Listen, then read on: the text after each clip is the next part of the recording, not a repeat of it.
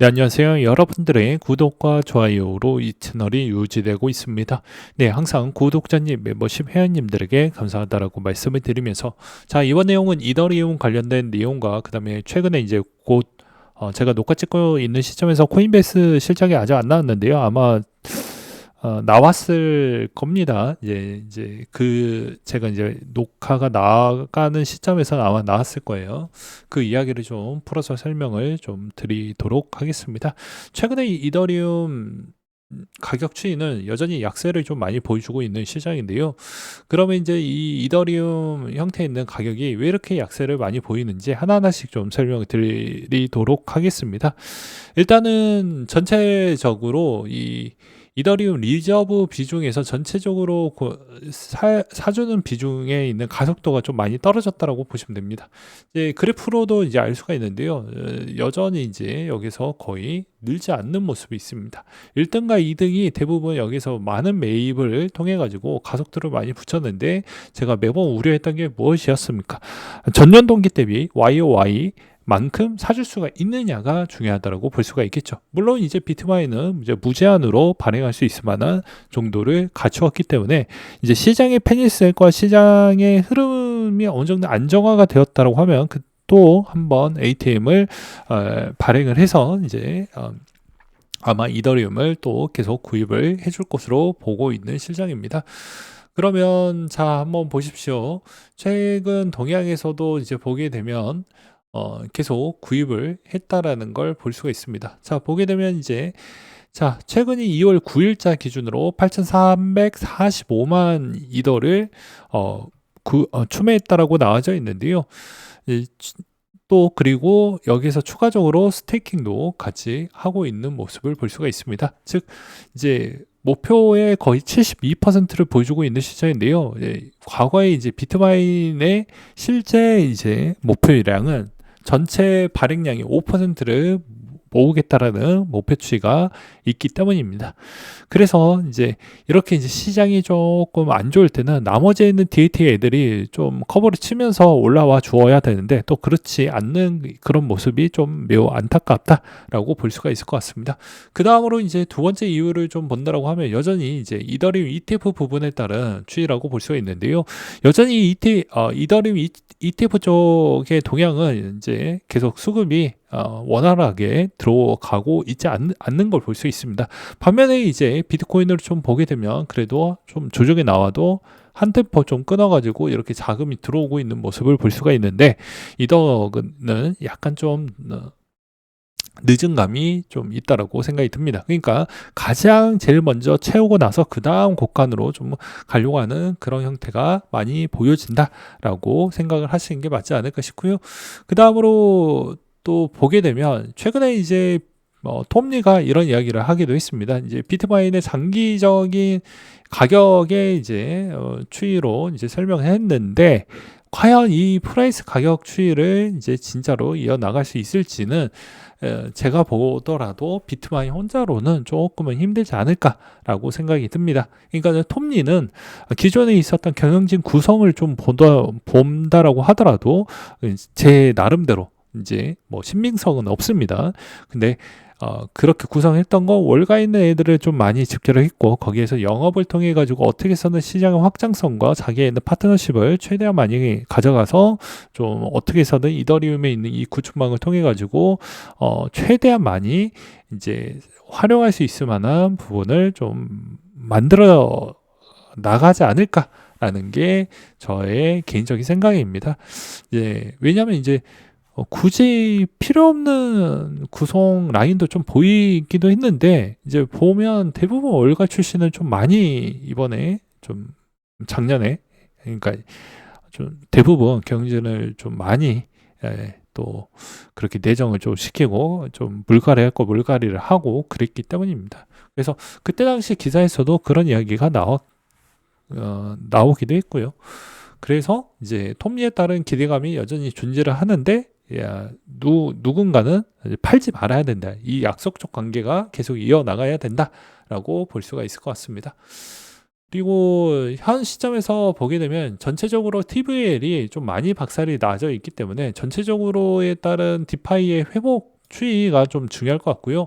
그 다음에 이제 스테이블 코인 부분에 따른 유입 부분도 상당히 중요하다고 볼 수가 있습니다. 왜 그러냐면, 자, 한번 보십시오. 가격 추이로 본다라고 해도 실질적으로 떨어졌던 급락 추이는 1월 31일부터 많이 떨어졌다라고 보시면 될 것 같습니다. 근데 실질적으로 1월 31일부터 보게 되면 이때인데, 예, 이때인데 거의 유동성에 거의 들어오지 않고 오히려 패닉셀이 나왔는데도 다른 쪽으로 피신했다라고 볼 수가 없겠죠. 왜냐하면 알트코인에서 비트코인으로 피신을 했는데 스테이블 코인으로 가지 않고 오히려 바닥을 찍었다라는 것은 이쪽으로 가지 않고 어느 쪽으로 갔다라고 볼 수가 있을 것 같습니다. 그냥 거래소에서 곧바로 출금했다라고 밖에 설명이 안 된다라고 볼 수가 있습니다. 이제 그 근본적인 이유도 여기서도 볼 수가 있을 것 같은데요. 도미넌스 구간대로 본다라고 하더라도 자 1월 31일 기준점이 이때였습니다. 그렇죠? 이때 제일 높았던 도미넌스 추이에서도 무너져 내렸기 때문입니다. 그렇죠. 그러면 한편으로는 가장 이제 규모가 큰 테더 부분을 이제 또 똑같이 찍어보면 답이 나오겠죠. 마찬가지로 이 구간에서도 여기서 좀 잘리니까 1개월 단위로 한번 보겠습니다. 보면은 어떻게 되어져 있습니까? 계속 줄어나가는 모습을 볼 수 있습니다. 그러니까 자금이 계속 빠져나가고 있다. 이쪽에 자금이 들어오고 있지 않는다. 왜 그러냐? 다른 거 다 볼 필요성이 없습니다. 그냥 가장 큰 스테이블 코인 2개만 보더라도 실질적으로 자금이 이쪽에 머물고 오히려 가지 않는다. 오히려 조정이 나오면, 그리고 대부분 시장이 조금 망가질 때도 어떤 형태가 나왔냐면요. 대부분 다 급락이 나온다고 해도 스테이블 코인에 있는 시가총액은 계속 늘어났습니다. 근데 오히려 그렇지 않는다는 건 자금이 계속 빠져나갔다라고 볼 수가 있는 것이죠. 그래서 이제 과거에도 제가 실시간 방송 때도 계속 이야기를 많이 했던 포인트 중에 하나가 무엇일 것 같습니까? 나머지 쪽 부분 대비보다 다 돈이 다 빠져나가는데 CX만 늘었다더라. 근데 그 CX 부분에 바이낸스 부분 추이에 최근 10일 이내 보름 정도 안에는 또 제일 많은 그런 형태를 또 보여주었기 때문입니다. 그래서 이번 형태에서도 좀 특이한 그런 추이가 좀 있었다라고 보시면 될 것 같습니다. 그래서 최대 입금량 추이도 좀 많이 눈에 들어왔던 부분이 있었다라고 보시면 될 것 같습니다. 그래서 이제 이때죠. 이때 페닉스에 한번 나왔을 때 조금 올라왔던 부분이 있어요. 네, 그쵸? 그리고 내리고 나서 좀 오히려 이렇게 계속 내려가야 되는데 오히려 좀 올라가는 모습을 볼 수 있습니다. 그쵸? 네, 그런 측면이 좀 있었다. 그래서 이제 종합적으로 보게 되면 스테이블 코인 부분에 따른 추이도 어느 정도 회복세를 보여주어야 되고, 그 다음으로 이제 볼 수 있는 건 아무래도 이제 이더리움이 지금에 있는 기술적 확장성을 하필 이 시점에 업그레이드를 했던 게 오히려 조금은 독이 될 것 같아요. 그걸로 인해서도 조금 시간이 많이 걸릴 것 같습니다. 그리고 정책적 기반 요소는 당장 가격에 영향을 미치지 않고 저 먼 미래 이야기이다 보니까 이게 곧바로 효과를 본다라고 보기에는 어려울 것 같아요. 클래리티 법안 2차 회의 내용인데요. 여기에서도 이제 아직은 전혀 양보가 안 되는 그런 수순을 좀 볼 수가 있습니다. 그래서 이제 좀 아직은 이걸 가지고 뭔가를 성과를 내기에는 좀 더 시간이 필요할 것 같고요.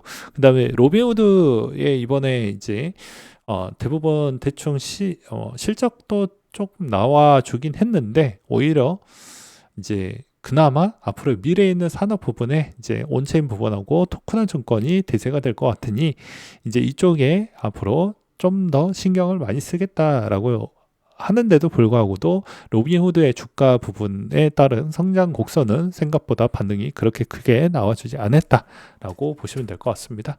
그 다음으로 이제 선물 레버리지 선물 투자 부분도 이제 회복세가 빨리 와야 됩니다. 대부분 선물이 주도했기 때문에 이번에도 선물이 어느 정도 회복을 많이 보여주지 못한다라고 하면 이것도 좀 고민이 되는 측면이 된다.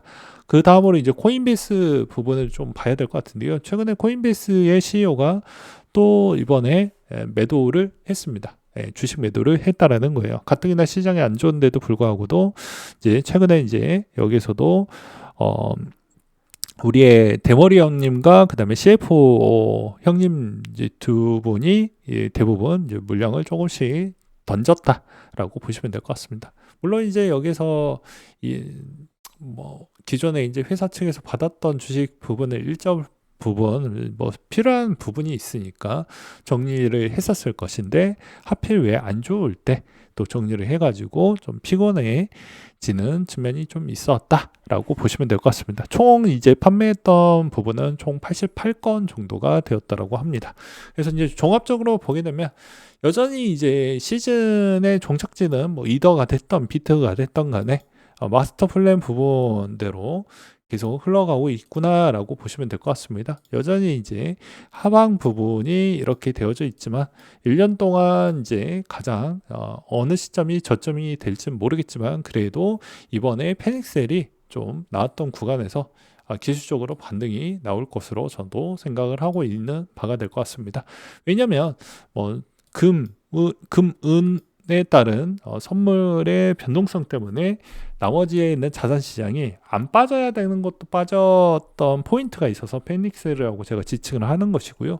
그다음에 이번 시점에서도 이제 과거에 요구간도 좀 많이 빠졌으니까 어디냐?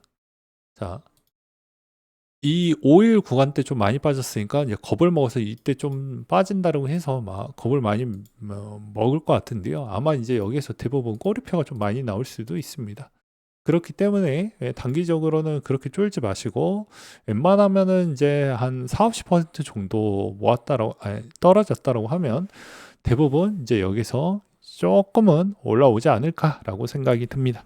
왜 그러냐면 여기에서 대부분 이제 사람들이 생각하는 추이는 이제 두 가지가 있습니다. 기존의 ETF가 언제까지 계속 유턴이 보이지 않는다라 이 판매하는 판매처 비중을 또 시간 관계상 좀 짧게 이제 설명을 좀 드리도록 할게요. 이 판매하는 판매처의 이 물량이 나오는 건요, 커버드콜에 있는 ETF도 포함이 되어져 있습니다.